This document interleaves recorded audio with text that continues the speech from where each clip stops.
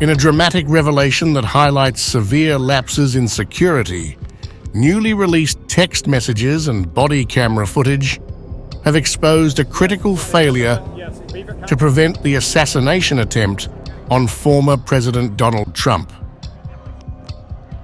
These documents, disclosed by the New York Times, detail how authorities were aware of the would-be assassin, Thomas Matthew Crooks, more than 90 minutes before he carried out his deadly attack at a rally in Pennsylvania.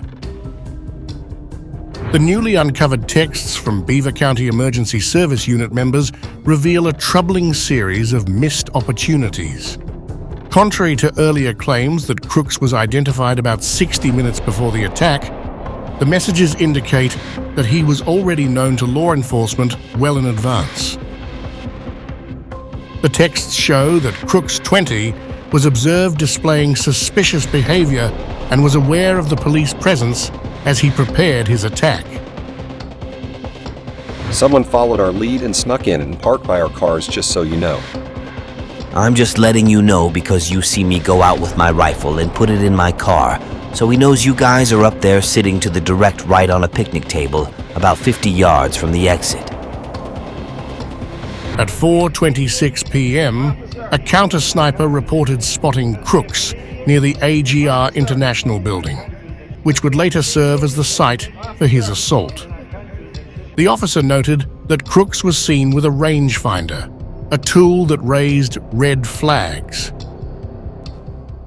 This information was shared in a group chat among law enforcement, but was not immediately communicated to Trump's Secret Service detail, according to the NYT report. Body camera footage further illustrates the gravity of the situation. The footage, which captured officers' conversations and actions post-attack, reveals their confusion and frustration. In the immediate aftermath of the shooting, officers are seen grappling with the reality of what transpired. One officer is heard expressing disbelief and trying to piece together how Crooks managed to position himself on the roof without being detected by security. At 5:10 p.m., Crooks was later seen below the counter-snipers who were stationed inside the AGR International Building. Despite this, the crucial information about Crooks's presence was not quickly relayed to the Secret Service, allowing him to climb onto the roof undetected. One of the counter-snipers took photos of him and shared them in a group chat at around 5:38 p.m. The delay in communication had tragic results. Crooks fired his AR-15 from the roof, narrowly missing Trump, injuring 2 rallygoers, and killing Corey Comperatore, who was shot while shielding his family. Kid learning around the building we are in. AGR, I believe it is. I did see him with a rangefinder looking towards stage. FYI. If you want to notify SS snipers to look out.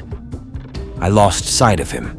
Also, a bike with backpacks sitting next to it in rear of building that was not seen earlier. Call it into command and have a uniform check it out. The delay in notifying Secret Service agents and the evident miscommunication between local authorities and federal agents have been met with significant criticism. Members of Trump's security team have voiced their frustration over the lack of timely alerts about Crooks's presence. The failure to act on early warnings and the disjointed response between local and federal agencies have raised serious concerns about the adequacy of security measures for protecting high-profile figures. The assassination attempt, carried out by an individual with a premeditated plan and an unknown motive, underscores the urgent need for a thorough review of security protocols. The new evidence of missed warnings and delayed responses adds to the scrutiny of the events leading up to the attack.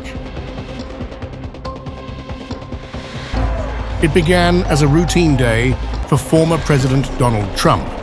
The air was filled with the typical excitement of a campaign rally in Butler, Pennsylvania, as Trump stepped onto the stage to to address a sea of enthusiastic supporters.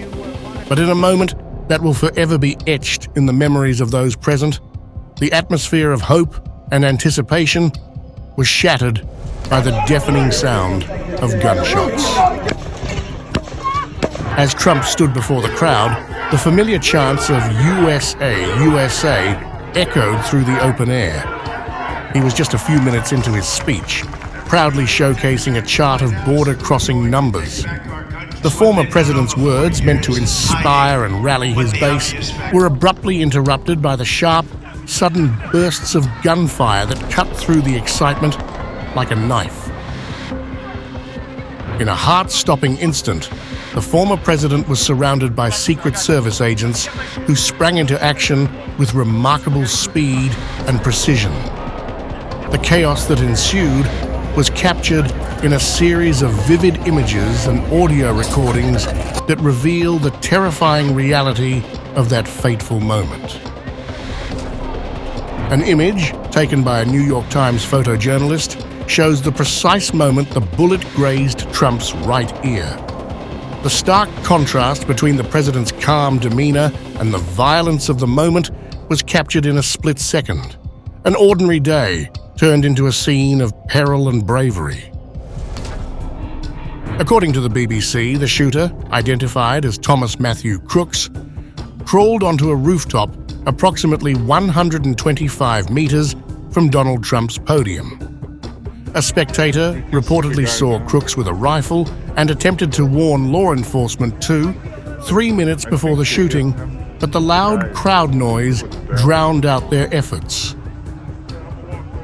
A newly obtained audio recording of Trump's microphone, preserved in the heat of the moment, offers a harrowing glimpse into the chaos that unfolded on that stage.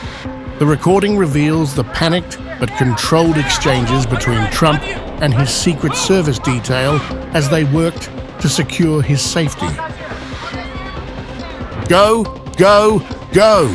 an agent can be heard urgently directing as the shots rang out. "What are we doing?" another agent asks, the urgency of the situation clear in their voice. The recording captures the tension as agents scramble to get Trump to safety, their commands quick and clipped, reflecting the frantic nature of the scene. "Move! Shooters down! Move!" One of the agents shouts as they hurriedly begin to assist the injured president. "Let me get my shoes! Let me get my shoes!" Trump's voice is steady but strained as he requests to grab his shoes amidst the confusion. In this moment of fear and danger, the former president's instinct was to connect with the crowd.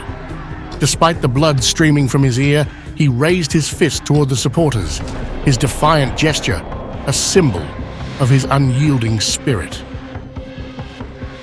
The crowd responded with a surge of patriotic fervor, their voices rising in a chant of USA, USA, as the agents guided Trump away from the stage and towards the waiting black SUV.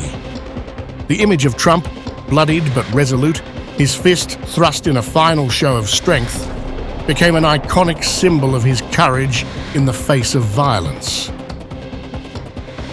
As Trump was escorted to safety, the scene was one of both fear and resilience. The blood flowing from his right ear and the visible strain on his face spoke of the immediate danger he had narrowly escaped. But even in that fraught moment, Trump's rallying cry, "Fight, fight," could be seen as a testament to his resolve. Later, Trump's convoy of 27 vehicles was seen departing a hospital in Butler County, Pennsylvania. Two law enforcement officials, speaking on condition of anonymity, described the harrowing scene where the former president, his ear covered in blood from a gunshot wound, was swiftly pulled away by Secret Service agents. Hours later, as Trump arrived at Newark Airport, the sight of him walking down the stairs of his private jet, waving to the crowd, was a stark contrast to the chaos of earlier. Despite his injuries, he appeared calm and composed, a symbol of endurance in the wake of terror. The identity of the shooter, 20-year-old Thomas Matthew Crooks, was swiftly revealed.